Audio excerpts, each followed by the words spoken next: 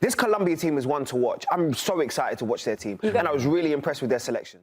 Ya comenzó el Mundial y aquí les traigo lo que han dicho varios canales en el mundo sobre Colombia, de qué tan lejos va a llegar, sus aspiraciones, cómo lo ven, cómo lo han visto y lo que esperan, incluyendo exjugadores como Alexis Lalas. ¿Recuerdan a Alexis Lalas? Era el central de Estados Unidos en el partido que jugaron contra nosotros en 1994, donde él hizo autogol Andrés Escobar. Él ahora es un comentarista deportivo para Estados Unidos. Él, de cierta manera, se ha vuelto como el guía, el sabio del fútbol en Estados Unidos.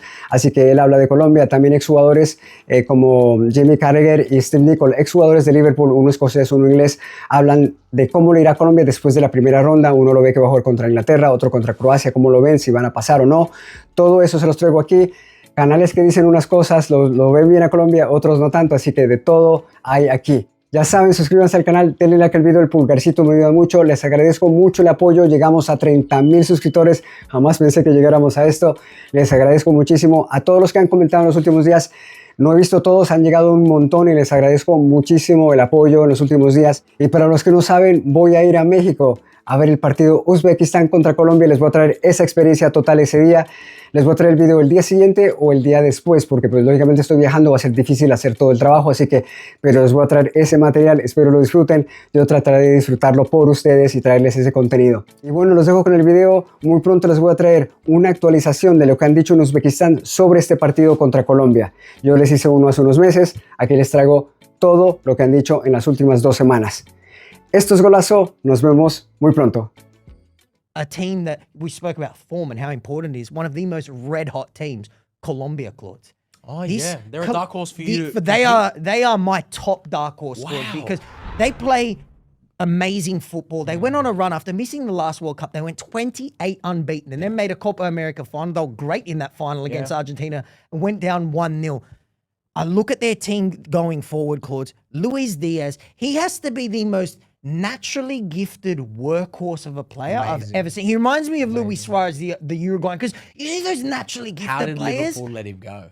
He's leveled up as well, Claude, which is probably making Liverpool fans even more angry. But you see those naturally gifted players? They're a little bit lazy. Yeah. He's not. He's an absolute He's got it animal. all. You have James Rodriguez, who will be there no matter what. The other Luis Suarez, who had an amazing season for Sporting.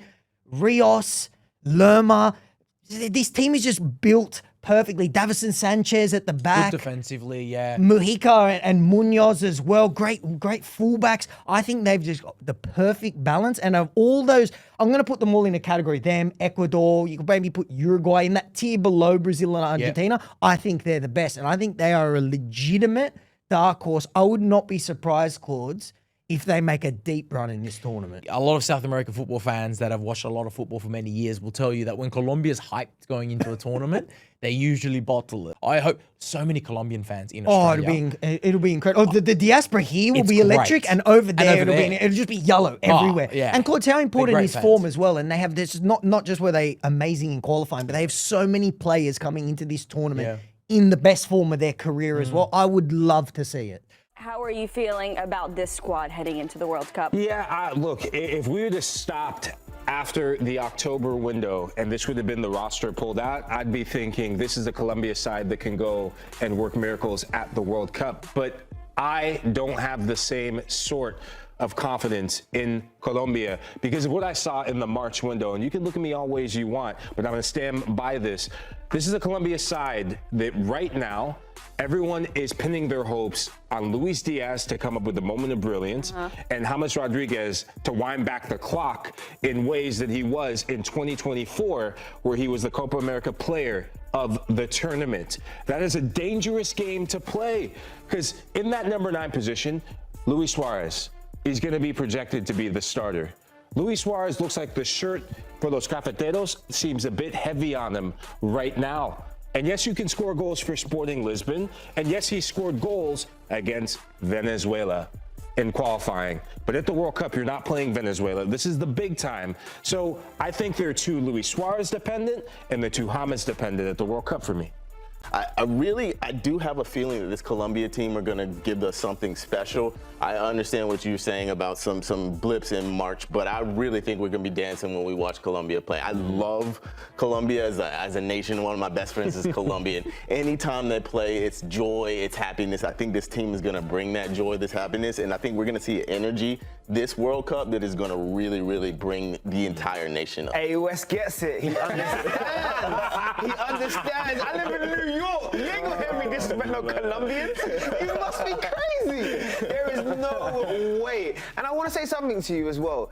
This Lewis and Lewis relationship that you just keep sneezing over and telling man saying they can't do it at the highest level. I'm looking forward to Lucho Diaz and Lucho Suarez, seeing what they can do in the final third. This team in the final third has the excitement. You have the excitement with the experience. You added back David Ospina, which I think was an important, integral addition, not because of what he's going to bring on the pitch, but what he's going to bring off of the pitch. Yeah. And then all of a sudden you have a star, a poster boy, someone who's been there, handled it on the biggest stage, and James Rodriguez, who is going to take all of the media attention. What he will do in controlling narrative, and most importantly, controlling the attention, will enable the other stars to someone that can go out and flourish. This Colombia team is one to watch. I'm so excited to watch their team, and I was really impressed with their selections. And I was also struck by how easily France dismantled them. But this could be a pretty tough World Cup for Colombian supporters, is the way I would put it. Group K. Group K is headlined by Portugal, who a lot of people, including myself, think are major contenders to win this World Cup. And then Colombia, who I know you're incredibly high on. People forget this. They actually missed the last World Cup, but they've had a very good cycle, runners-up at the Copa America. And I know you think they could make some noise. We know what happened to them the last time the World Cup was in the United States in 1994. We don't have to relive that. They did get to the quarterfinals in Brazil in 2014, lost to Brazil. James Rodriguez won the Golden Boot at that tournament. He's still around. Luis Diaz coming off an incredible season with Bayern Munich. Luis Suarez, the striker, had a prolific season with Sporting. You've got Davinson Sanchez at the back. There's also a real Brasileiro flavor to their squad. You've got John Arias at Palmeiras, Richard Rios, who used to play at Palmeiras. He's at Benfica now. Jorge Carrascal, who plays at Flamengo. Gomez, who plays at Vasco. So I actually know a lot of their players from following Brazilian soccer. Very talented team. Nestor Lorenzo has done a terrific job. Runners-up at the last Copa America, and I know you think they could go very far at this World Cup. I do. Again, it goes back to something that I've mentioned in previous ones, in that I think that they are comfortable, more so than other teams, in this environment, playing here in the United States. I mean, the fan base that they have here, time and time again, and this goes back to the days when I was running around with the national team. Playing against Colombia oftentimes was an away game, because of the incredible community that they have here. And I think that in this moment, they're not just going to be there just because they're proud of representing their country and supporting their country, but they have a team that once again has done great things in qualifying. You hope that there's a very different outcome when it comes to getting to the World Cup than back in 1994. You got a, for lack of a better word, the talisman that is James, looking to recapture some of that magic. But this is a guy that just somehow feeds off of a World Cup and finds ways to do things in a World Cup. And I don't know what it is about it, but he's found a way to do that. Also was brilliant at the Copa America 2 years ago, led the tournament in assists. So you're right. Whatever is happening at club level, he puts that Colombia jersey on. He's still really good. Another great game here. Colombia, Croatia. I'm going to go for Croatia. They always seem to do well in tournaments, don't they? Colombia v England. This will be a tough test for the English. Colombians, yes, talented, but boy, are they physically strong. But of course, England should be used to that. Of course, Harry Kane up front will be scoring goals for me as normal, and eventually will wear down the Colombians in terms of keeping the ball, that's for sure. And ultimately knock the Colombians out. And I think England absolutely will go through in this tie. Group K, Portugal, the Congo, Democratic, of course, let's not forget that. Uzbekistan, Colombia. Portugal squad, a little bit like the Argentina one, Ronaldo, 4 years older. But I think they've got more quality than Argentina. I might be being deluded there, but it's a good squad. It's just the Ronaldo factor for me. Like, are they prepared to drop him if it's not working? Are they prepared to make changes? Or are they going to die on that Ronaldo ship? Or will he help them fly? Or on a sort of boat plane things that can take off? Let's go Portugal to win the group. Let's go Colombia.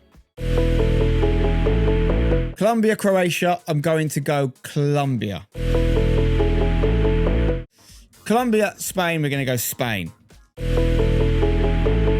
Right, that leaves us with semi-finals of France versus Spain and England versus Portugal. Unbelievable stuff. France, Spain could be the final in terms of arguably the two best teams in the tournament for me. Whoever wins this, potential favourite to win the whole thing. If this fixture happens, of course. Dallas Stadium on the 14th of July. I'm going to back Spain to beat France. And then England, Portugal. Am I sure that England's squad is capable of winning the World Cup? Yes. Am I convinced by Thomas Tuchel as England manager? No. Not based on performances so far. Portugal have never made a World Cup final. England have only made one, which we did win. But we've only ever won tournaments on English soil. It's going to be hot for us. I'm going to go Portugal to beat England in the semi. And then Spain, Portugal, the Iberian derby. First World Cup final ever for Portugal. Ronaldo with a chance to win his first World Cup and match Messi's record. But he ain't going to do it. Spain to win the World Cup. That's my prediction right there.